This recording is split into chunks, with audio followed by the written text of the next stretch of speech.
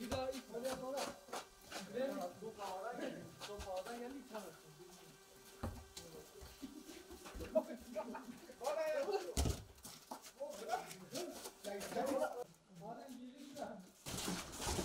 Adem bırak. Adem.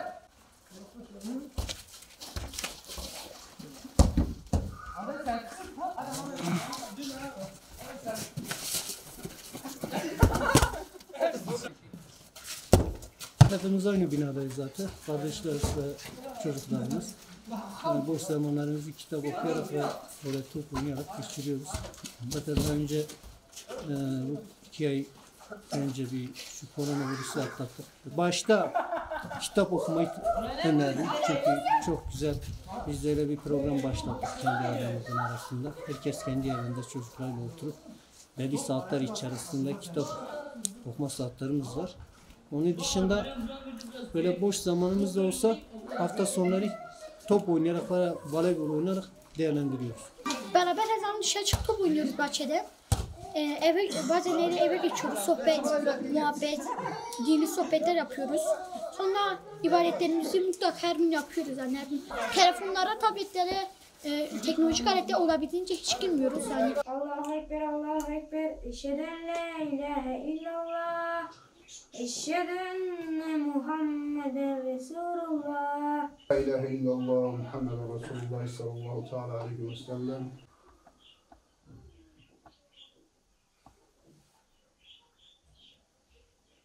Allahu Ekber. Allahu Ekber. Pandemi sürecinde insanların biraz işten, biraz yani dünyadan uzaklaştığı bir zaman dilimini yaşadık. Hani biraz daha böyle düşünceye, bir takım şeylere tek başına kalınca, insan tefekkür edince bir takım şeylere bizi böyle bir takım düşünceler içerisine koydu. Yani tek başına insan kaldığı zaman. Şimdi burada şunu gördük. Yani insanların, nesillerin, toplumların nasıl yozlaştığını, hatta ki bizim çocuklarımız gece yarılarına kadar telefonlarla hemhal oluyorlar. İçerisinde koruyabiliriz. Düşündük ve böyle bir karar aldık. Nesli korumak adına bir çalışma başlattık. Aile içerisinde her akşam belli saatlerde kitap okumayı öneriyoruz.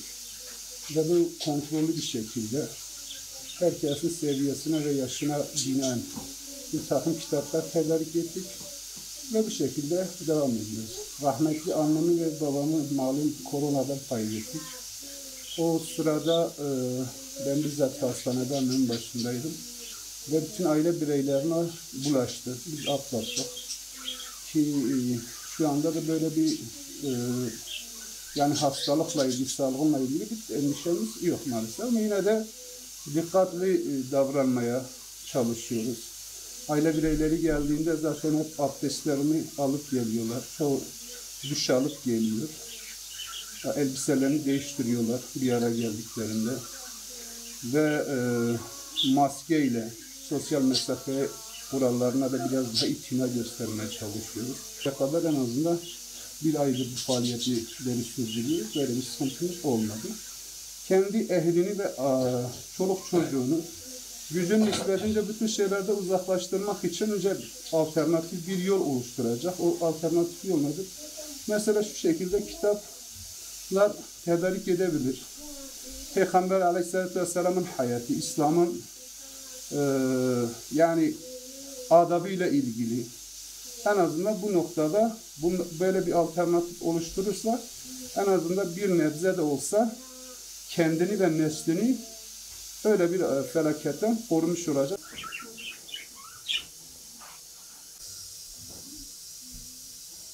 Dakika tutuyorum bak. Tamam. Tamam. Dakika bittiği zaman herkes Herkes kaldı. ağzında söyleyeceğim. Hepsi oyun kuralları nedir? Bir tane harf söyleyeceğim sen. Evet. O harfa göre 30 saniye süremiz var. Tamam. Bittiği takdirde herkes bırakacak. 3 C. Kapat. Kapat oğlum.